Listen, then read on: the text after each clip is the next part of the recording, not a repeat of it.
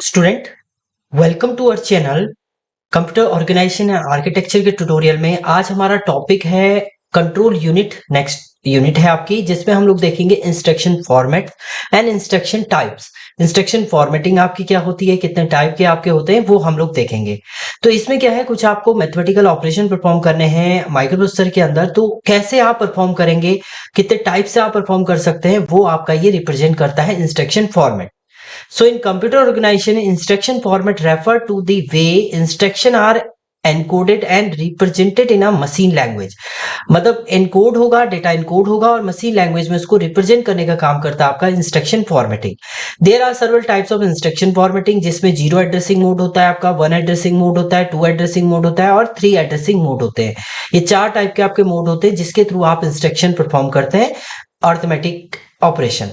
So zero addressing mode में क्या है आपका, these instruction do not specify any operand. इसमें कोई भी ऑपरेंड की आपको जरूरत नहीं होती और एड्रेस, ऑपरेंड और एड्रेस की जरूरत नहीं होती है इसमें। Instead they operate on data store in a register और memory location implicitly defined by the instruction. मतलब ये डायरेक्टली आपका जो भी स्टोर होता है आपका रजिस्टर में या मेमोरी लोकेशन पे, उसको डायरेक्टली इंप्लीमेंट करता है।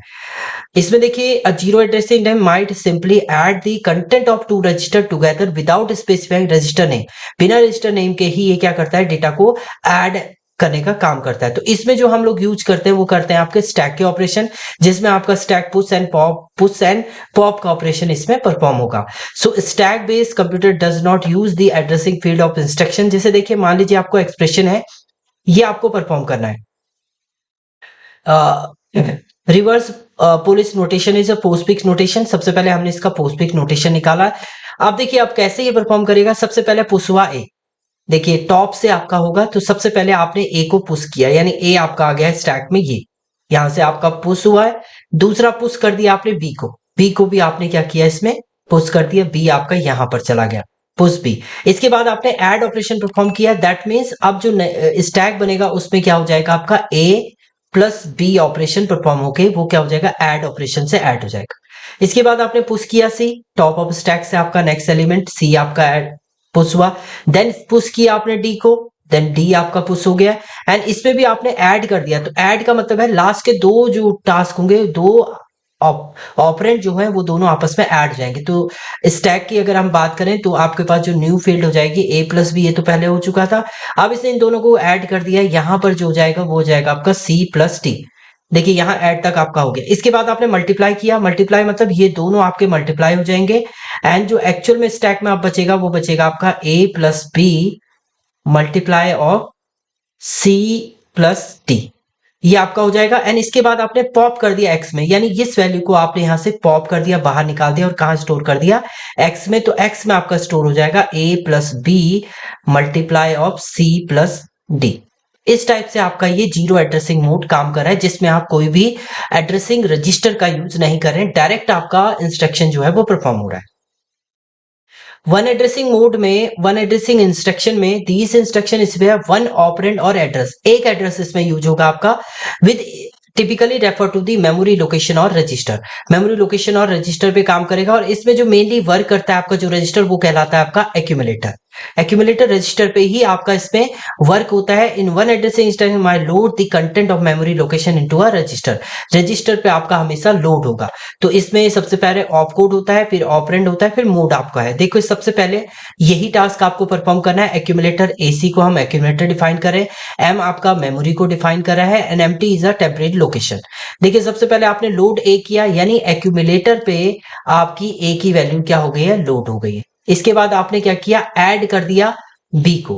ऐड बी का मतलब क्या है, आपका एक्यूमुलेटर पे आपकी ए की वैल्यू ऐड हुई और स्टोर कहां हो गया, आपका स्टोर भी आपका एक्यूमुलेटर पे ही ये हो जाएगा, जैसे यहां पर आपका दिखा रखा है।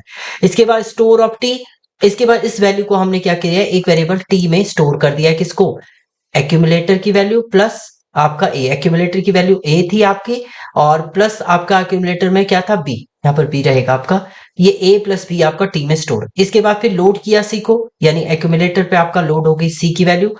देन लोड ऐड किया डी, इस एक्यूमुलेटर पे आपने जो पहले एक्यूमुलेटर था सी प्लस उसमें क्या कर दिया, डी को आपने ऐड कर दिया और मल्टीप्लाई कर दिया इसके साथ, किसको, टी को। टी की वैल्यू थी आपकी a plus B, and then उसके बाद आपने स्टोर कर दिया x में।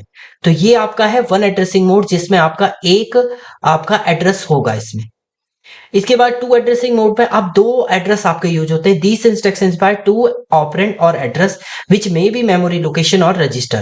The instruction operation on the content of both operand and the result may be stored in the same different location पे आपका वो स्टोर होगा।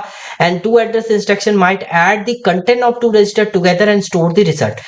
तीसरे रजिस्टर में आपका क्या करेगा, स्टोर करेगा। देखिए op code, destination register, source register and mode.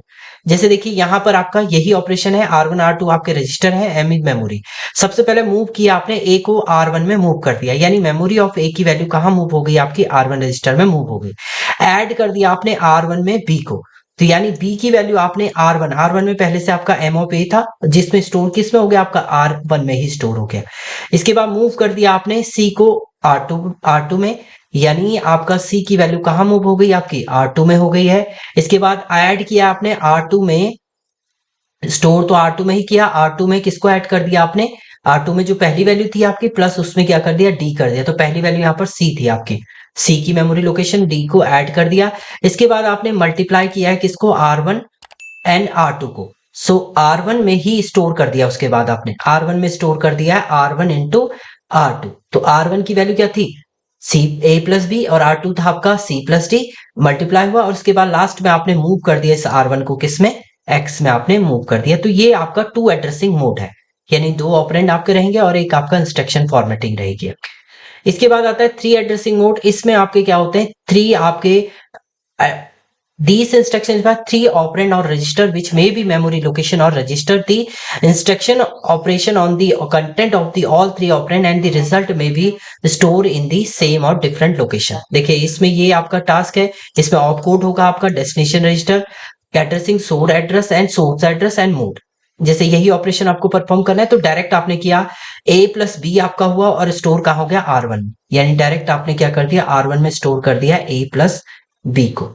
इसके बाद देखिए दूसरा भी ऐड ऑपरेशन परफॉर्म किया आपने, R2 में स्टोर कर दिया किसे, C एंड D को, C प्लस D ऐड हो गया। इसके बाद आपने इन दोनों को क्या करा, मल्टीप्लाई किया R1 इंटू R2, और किस में स्टोर कर दिया आपने, एक वेरिएबल X में आपने स्टोर कर दिया। X में R1 R2 मल्टीप्लाई हुआ और स्टोर किसके अंदर हो गया, X के अंदर आपका स्टोर हो गया। तो ये था आपका थ्री एड्रेसिंग इंस्ट्रक्शन। तो ये थे आपके addressing instruction 0, 1 and 2 and 3 addressing instruction. Thank you, student.